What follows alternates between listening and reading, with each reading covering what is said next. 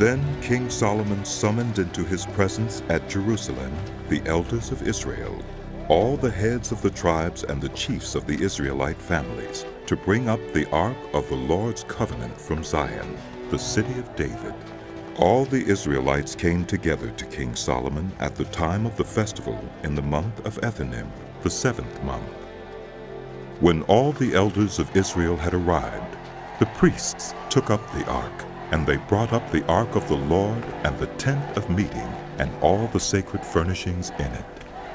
The priests and Levites carried them up, and King Solomon and the entire assembly of Israel that had gathered about him were before the ark, sacrificing so many sheep and cattle that they could not be recorded or counted. The priests then brought the ark of the Lord's covenant to its place in the inner sanctuary of the temple, the most holy place, and put it beneath the wings of the cherubim. The cherubim spread their wings over the place of the ark and overshadowed the ark and its carrying poles. These poles were so long that their ends could be seen from the holy place in front of the inner sanctuary, but not from outside the holy place, and they are still there today. There was nothing in the ark except the 2 stone tablets that Moses had placed in it at Horeb, where the Lord made a covenant with the Israelites after they came out of Egypt. When the priests withdrew from the holy place, the cloud filled the temple of the Lord, and the priests could not perform their service because of the cloud, for the glory of the Lord filled his temple. Then Solomon said, "The Lord has said that he would dwell in a dark cloud. I have indeed built a magnificent temple for you, a place for you to dwell forever." While the whole assembly of Israel was standing there, the king turned around and blessed them. Then he said, "Praise be to the Lord, the God of Israel, who with his own hand has fulfilled what he promised with his own mouth to my father David. For he said, 'Since the day I brought my people Israel out of Egypt, I have not chosen a city in any tribe of Israel to have a temple built, that my name might be there. But I have chosen David to rule my people Israel.' My father David had it in his heart to build a temple for the name of the Lord, the God of Israel. But the Lord said to my father David, 'You did well to have it in your heart to build a temple for my name. Nevertheless, you are not the one to build the temple, but your son, who is your own flesh and blood, he is the one who will build the temple for my name.' The Lord has kept the promise he made. I have succeeded David my father, and now I sit on the throne of Israel, just as the Lord promised. And I have built the temple for the name of the Lord, the God of Israel. I have provided a place there for the ark, in which is the covenant of the Lord that he made with our ancestors when he brought them out of Egypt." Then Solomon stood before the altar of the Lord in front of the whole assembly of Israel, spread out his hands toward heaven, and said, "Lord, the God of Israel, there is no God like you in heaven above or on earth below. You who keep your covenant of love with your servants, who continue wholeheartedly in your way. You have kept your promise to your servant David my father. With your mouth you have promised, and with your hand you have fulfilled it, as it is today. Now, Lord, the God of Israel, keep for your servant David my father the promises you made to him when you said, 'You shall never fail to have a successor to sit before me on the throne of Israel.' If only your descendants are careful in all they do to walk before me faithfully, as you have done. And now, God of Israel, let your word that you promised your servant David my father come true. But will God really dwell on earth? The heavens, even the highest heaven, cannot contain you. How much less this temple I have built? Yet give attention to your servant's prayer and his plea for mercy, Lord my God, hear the cry and the prayer that your servant is praying in your presence this day. May your eyes be open toward this temple night and day, this place of which you said, my name shall be there, so that you will hear the prayer your servant prays toward this place. Hear the supplication of your servant and of your people Israel when they pray toward this place. Hear from heaven, your dwelling place, and when you hear, forgive. When anyone wrongs their neighbor and is required to take an oath, and they come and swear the oath before your altar in this temple, then hear from heaven and act. Judge between your servants, condemning the guilty by bringing down on their heads what they have done, and vindicating the innocent by treating them in accordance with their innocence. When your people Israel have been defeated by an enemy because they have sinned against you, and when they turn back to you and give praise to your name, praying and making supplication to you in this temple, then hear from heaven and forgive the sin of your people Israel, and bring them back to the land you gave to their ancestors. When the heavens are shut up and there is no rain because your people have sinned against you, and when they pray toward this place and give praise to your name and turn from their sin because you have afflicted them, then hear from heaven and forgive the sin of your servants, your people Israel. Teach them the right way to live, and send rain on the land you gave your people for an inheritance.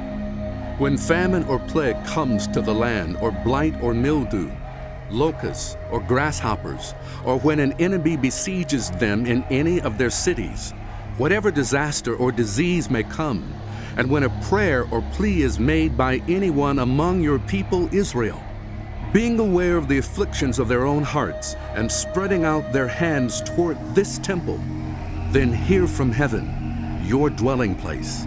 Forgive and act. Deal with everyone according to all they do, since you know their hearts, for you alone know every human heart, so that they will fear you all the time they live in the land you gave our ancestors.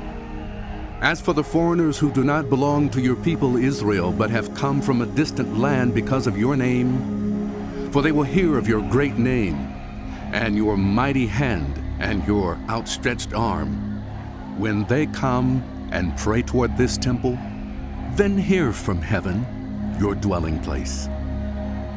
Do whatever the foreigners ask of you, so that all the peoples of the earth may know your name and fear you, as do your own people Israel, and may know that this house I have built bears your name. When your people go to war against their enemies, wherever you send them, and when they pray to the Lord toward the city you have chosen and the temple I have built for your name, then hear from heaven their prayer and their plea, and uphold their cause.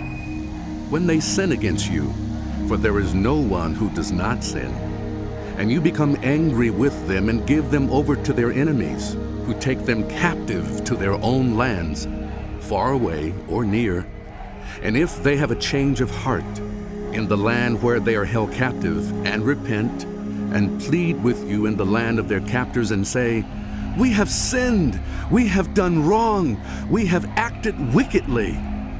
And if they turn back to you with all their heart and soul in the land of their enemies who took them captive, and pray to you toward the land you gave their ancestors, toward the city you have chosen and the temple I have built for your name, then from heaven, your dwelling place, hear their prayer and their plea, and uphold their cause, and forgive your people who have sinned against you.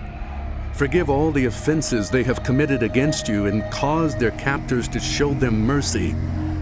For they are your people and your inheritance, whom you brought out of Egypt, out of that iron smelting furnace.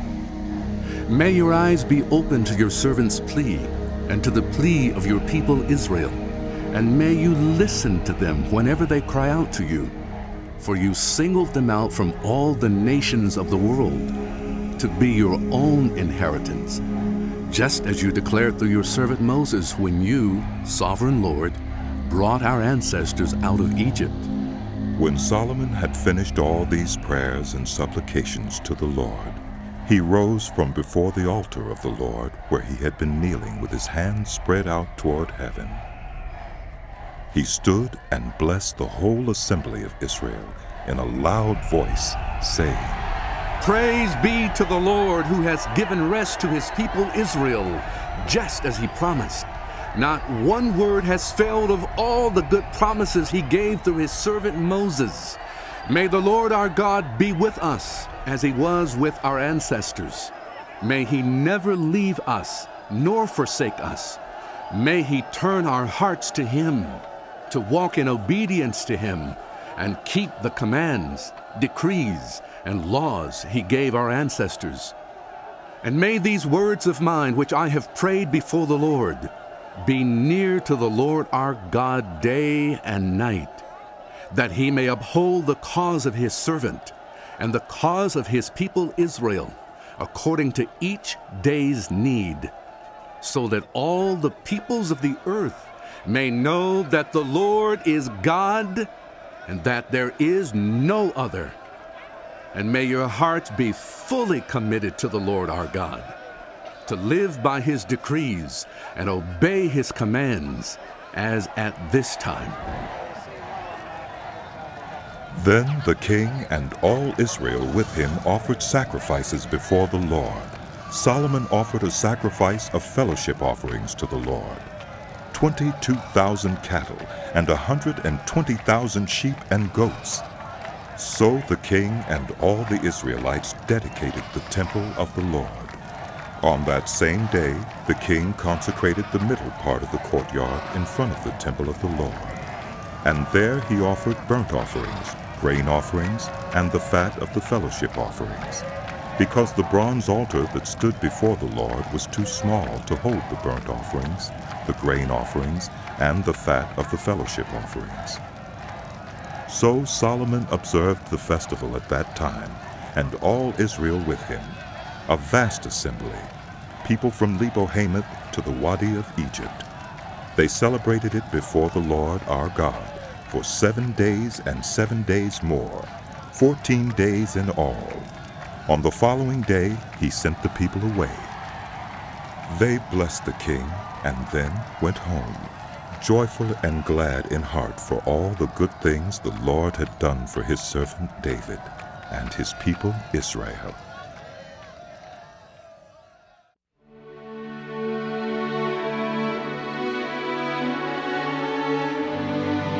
The book of 1 Kings continued. When Solomon had finished building the temple of the Lord and the royal palace, and had achieved all he had desired to do, the Lord appeared to him a second time, as he had appeared to him at Gibeon. The Lord said to him, I have heard the prayer and plea you have made before me. I have consecrated this temple which you have built by putting my name there forever. My eyes and my heart will always be there. As for you, if you walk before me faithfully, with integrity of heart and uprightness, as David your father did, and do all I command, and observe my decrees and laws, I will establish your royal throne over Israel forever, as I promised David your father, when I said, you shall never fail to have a successor on the throne of Israel. But if you or your descendants turn away from me and do not observe the commands and decrees I have given you, and go off to serve other gods and worship them, then I will cut off Israel from the land I have given them, and will reject this temple I have consecrated for my name. Israel will then become a byword and an object of ridicule among all peoples. This temple will become a heap of rubble. All who pass by will be appalled and will scoff and say, why has the Lord done such a thing to this land and to this temple? People will answer, because they have forsaken the Lord their God, who brought their ancestors out of Egypt, and have embraced other gods, worshipping and serving them. That is why the Lord brought all this disaster on them. At the end of 20 years, during which Solomon built these two buildings, the temple of the Lord and the royal palace, King Solomon gave 20 towns in Galilee to Hiram, king of Tyre, because Hiram had supplied him with all the cedar and juniper and gold he wanted. But when Hiram went from Tyre to see the towns that Solomon had given him, he was not pleased with them. What kind of towns are these you have given me, my brother? He asked. And he called them the land of Kabul, a name they have to this day. Now Hiram had sent to the king 120 talents of gold.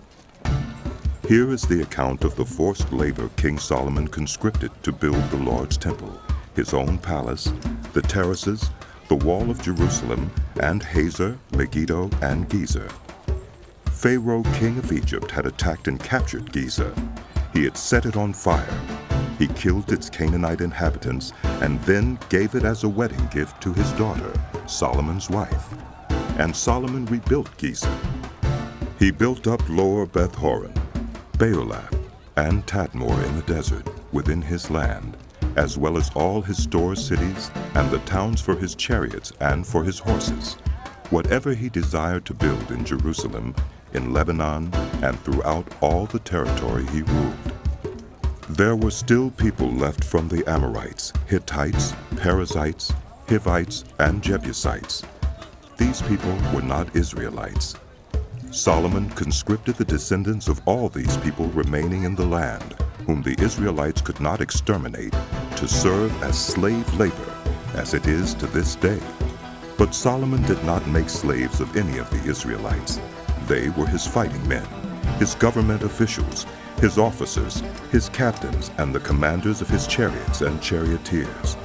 They were also the chief officials in charge of Solomon's projects, 550 officials supervising those who did the work. After Pharaoh's daughter had come up from the city of David to the palace Solomon had built for her, he constructed the terraces. 3 times a year Solomon sacrificed burnt offerings and fellowship offerings on the altar he had built for the Lord, burning incense before the Lord along with them, and so fulfilled the temple obligations. King Solomon also built ships at Ezion-Geber, which is near Elath in Edom, on the shore of the Red Sea. And Hiram sent his servants, sailors who knew the sea, to serve in the fleet with Solomon's servants. They sailed to Ophir, and brought back 420 talents of gold, which they delivered to King Solomon.